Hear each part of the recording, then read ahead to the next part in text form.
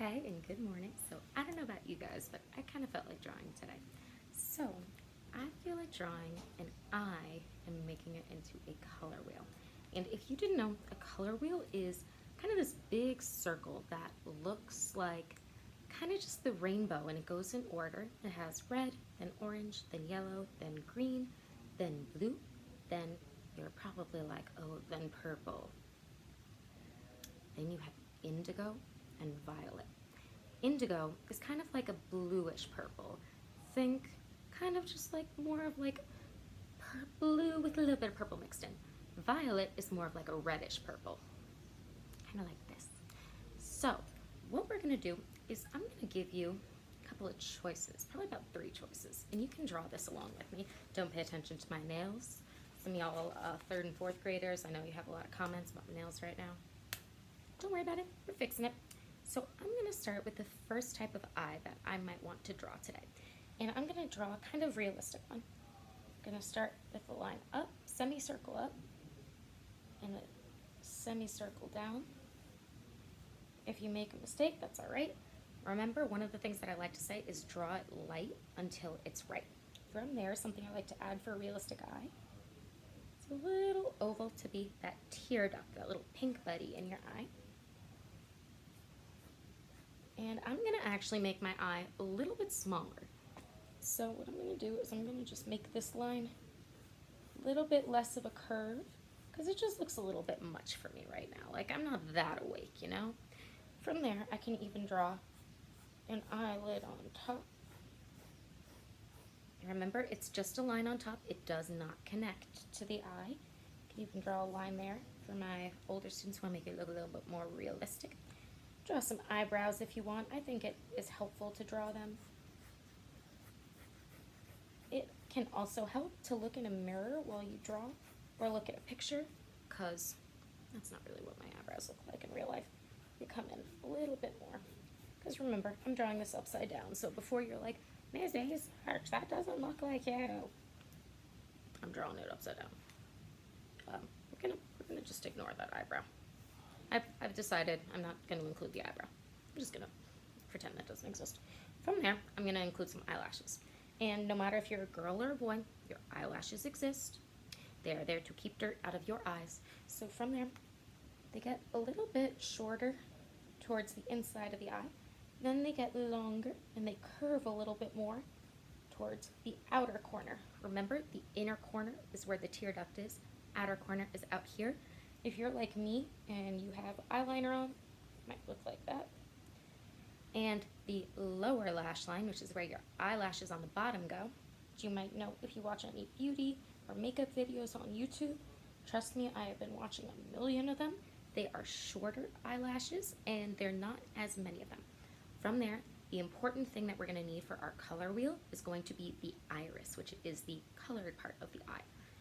And something that I see a lot in realistic eye drawings that gets a little bit wrong is when you look at someone, it's not just a circle floating in your eye. Like this, that's not big enough.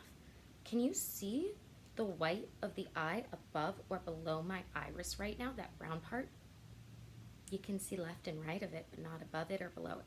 If I look up, you can see underneath. If I look to the side, you can see to the other side of it, the white spot. So it covers the entire height of your eye unless your eyes are really wide open and you're looking up or something. So I'm going to draw my pupil. I'm sorry, not my pupil yet. I'm jumping ahead of steps. Silly Miss Asarch. And drawing a perfect circle is hard. You might need to draw a few circles until you get it right. That's not a circle. That's still an oval.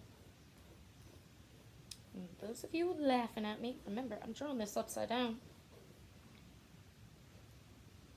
Yeah, I don't think this will be my final one. This is my sketch. That's okay. From there, I can draw the pupil in the middle. So that was one style of drawing an eye. It's supposed to be a realistic style. From there, I have a couple other options.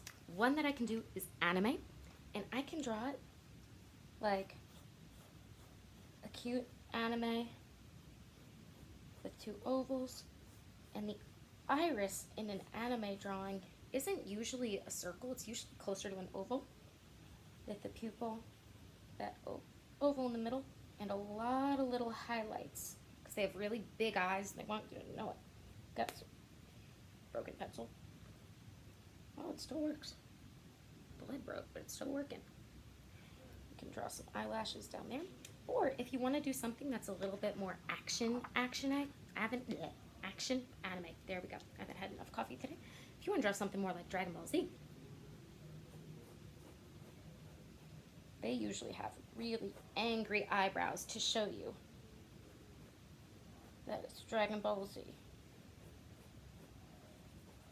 Like, I can just see the Kamehameha starting on this guy, can't you? And the last style that you could try could be kind of a cartoon eye, because it doesn't need to be one of those types, but you can draw something that's kind of cutesy and cartoony. And you can even make your own style. That's totally fine.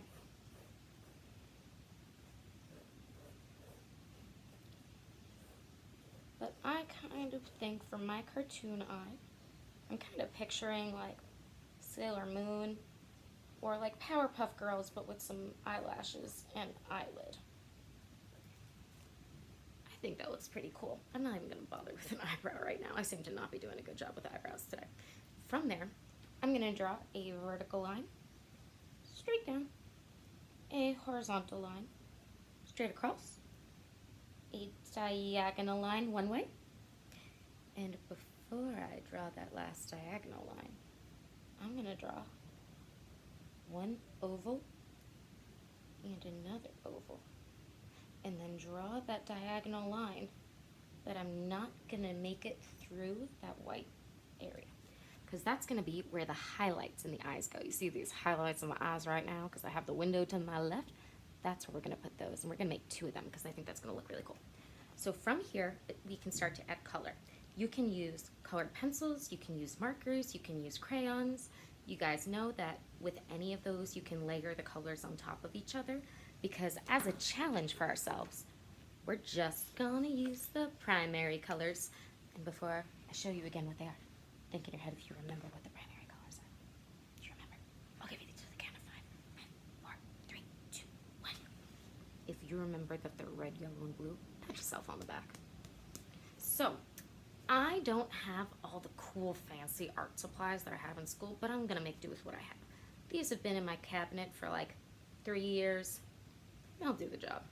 So what I'm gonna do is I'm gonna start just by really, really lightly with my pencil writing where each color's gonna go. So let's see. I'm gonna start with this one in the top right, and I'm gonna kind of go around like a clock.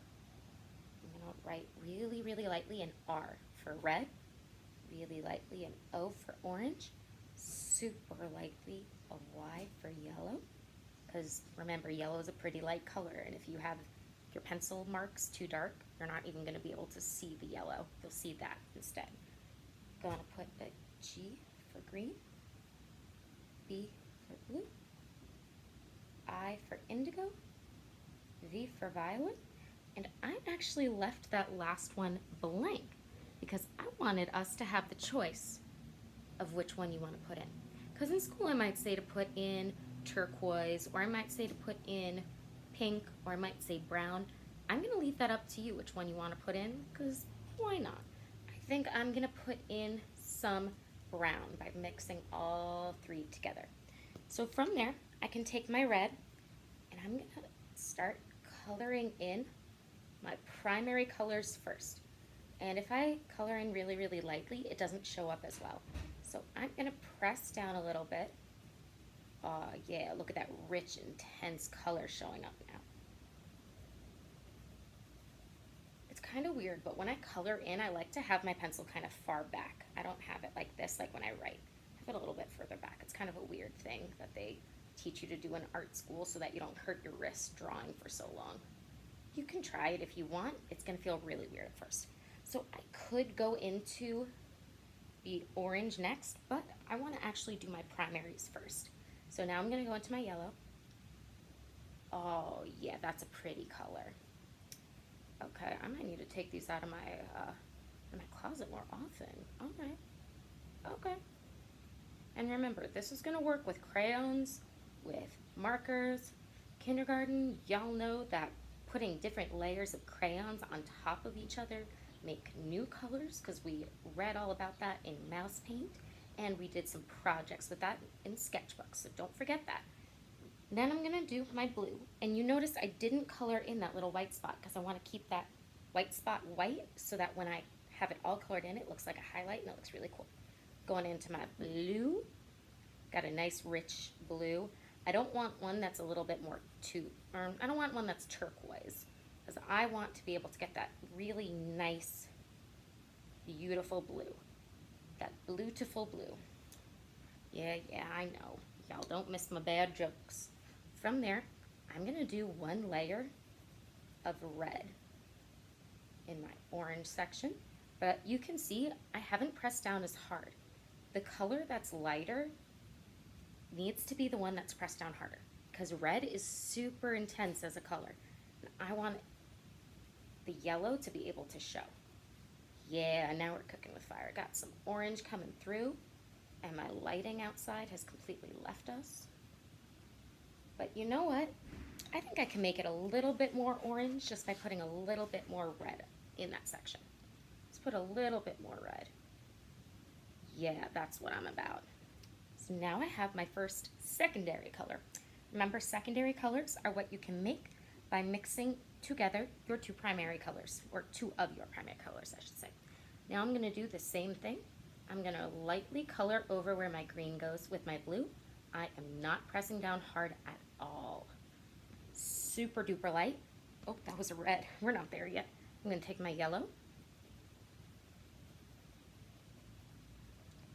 And it's starting to make green. I might not have added enough blue, because this is looking kind of mustardy. Maybe I can fix that. I think I can, because it looks green, but I think I can make it look a little bit more green. Just adding a little bit more blue. Yeah, I like that much better. Okay, now I have indigo. And remember, indigo is more of a bluish purple. So what I'm gonna do is get my blue, and I'm going to color all of this in with some blue. And I can also, while I'm at it, might as well color in that violet too. But I'm gonna not press down as hard for the violet. I know y'all can't really see me past my hand, but hopefully you're doing this with me so you can see. So now I'm gonna take my red for my indigo, the one right next to the blue. I'm gonna do a little bit of red on top. Not a lot.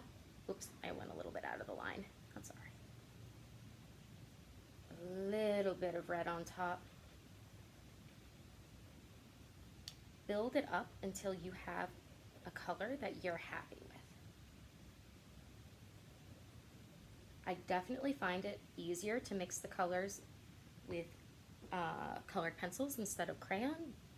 But if you have crayon, you might actually be doing better with this than I am, because I'm having a little bit of trouble. But that's okay, I can fix it. So we can see that this is looking pretty red, and I don't want it to look that red. So I'm just gonna add a little bit more blue. While I'm at it, I can also color in my blue a little bit more. I missed some spots before. All right, I'm okay with this so far. Now I'm gonna take my red into my violet. Yeah, get a nice like violet, burgundy kind of color.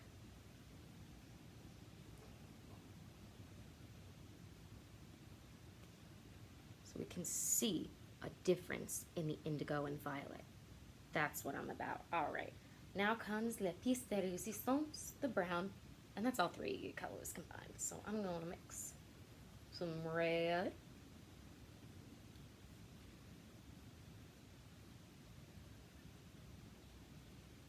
and I'm gonna mix some yellow.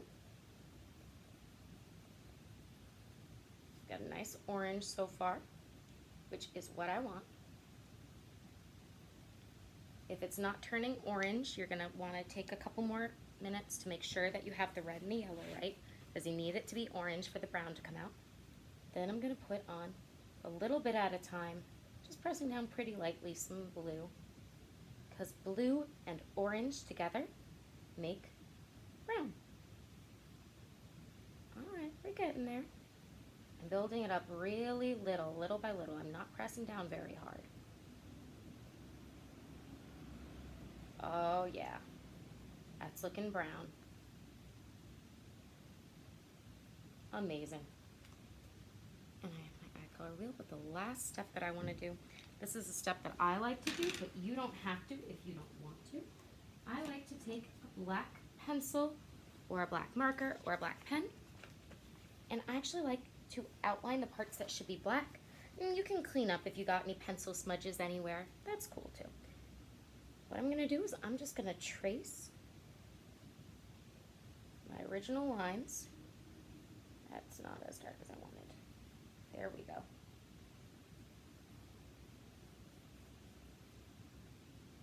And can't forget the eyelashes. Oh, they got a little bit longer in my tracing. My bad. You can erase your original pencil lines later too if you want. And the last thing I'm going to do is color in that little pupil. I'm even going to outline all around my color wheel super slowly, so I don't want to make a mistake by accident, like all of those eyebrows I drew before because I was rushing. And there you have your color wheel eye. Again, you can take your eraser and then clean up those lines. I'll probably do that later because I think this looks really cool. When you're done, feel free to send me a picture of what you did because I really want to see all the awesome artwork that you create. All right, I'll see you later. Bye.